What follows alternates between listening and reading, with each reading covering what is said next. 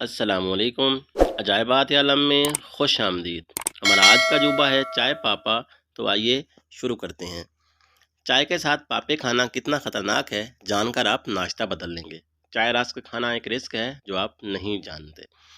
اگر آپ غریب یا مڈل کلاس بھی ہیں تو ناشتے میں چائے پاپا ضرور کھاتے ہوں گے۔ ضروری نہیں کہ روز، لیکن ہفتے میں 2 بار تو ضرور ناشتے میں پاپا کھایا جاتا ہوگا۔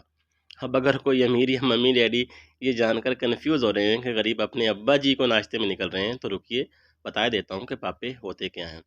پاپے دراصل ڈبل روٹی یعنی بریڈ ہی ہیں، لیکن ڈبل روٹی کی طرح نرم و ملائم نہیں ہوتے، اکڑ میں رہتے ہیں، نہ جانے کیوں، حالانکہ ہوتے تو غریب کی غذا ہیں، یعنی کہ پاپے سخت ہوتے ہیں۔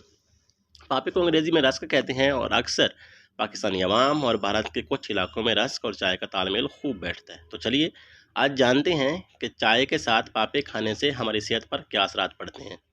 پاپوں میں موجود شوگر کی بھاری مقدار، جلاٹن اور ٹرانس فیٹس انسان کی قوت مدافعت کو متاثر کرتے ہیں۔ تحقیق سے پتہ چلا ہے کہ پاپے میں روٹی سے بھی زیادہ کیلوریز ہوتی ہیں۔ 100 گرام پاپے یا بسکٹ میں 407 کلو کیلوریز ہو سکتی ہیں۔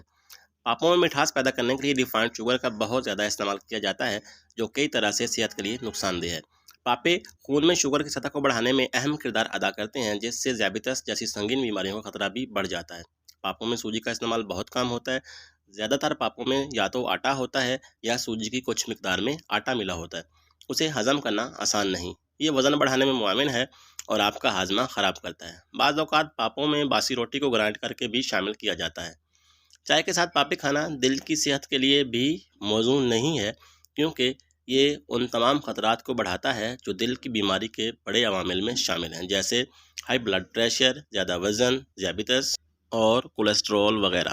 چائے کے ساتھ باقاعدگی سے پاپے کھانا آنتوں کے السر کا باعث بن سکتا ہے۔ یہ معدے میں گیس، بدہضمی، قبض اور دیگر کئی مسائل کا سبب بھی بن سکتے ہیں۔ اب اگر صحت کے ان مسائل سے بچنا چاہتے ہیں تو چائے کے ساتھ پاپے کھانے سے گریز